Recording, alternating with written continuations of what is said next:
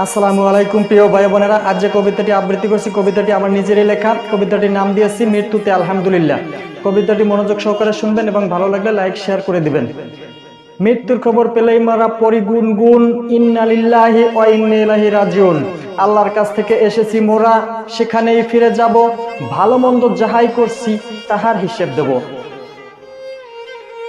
কেমন কর্ম করছো তুমি, ছিল না তোমার জ্ঞান। মৃত্যুর পরে সবই গেল যাই ছিল মান। মরলে তুমি কাদার কথা ভালোবাসার টানে, কেমন মরণ হইল তোমার থুমারে লাশ পানে। তোমার মৃত্যুর খবর শুনে আলহামদুলিল্লাহ পরে, অনেকে আবার মিষ্টি বিলায় আল্লাহ পাকের ঘরে।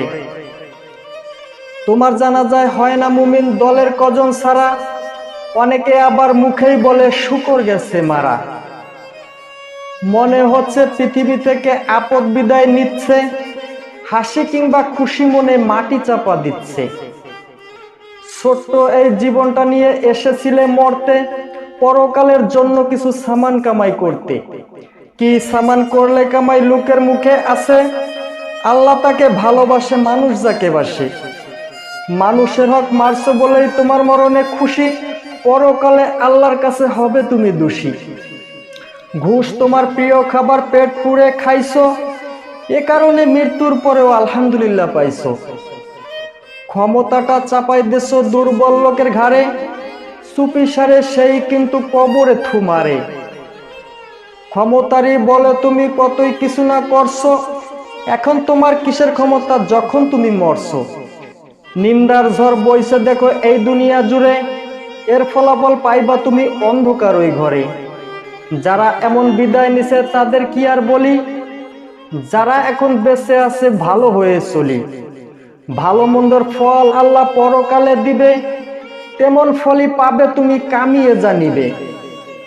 সরকার দল দেশ ক্ষমতা সবই কিন্তু মিছে, জাহান্নামটা পাতা আছে এই না মাটির নিচে।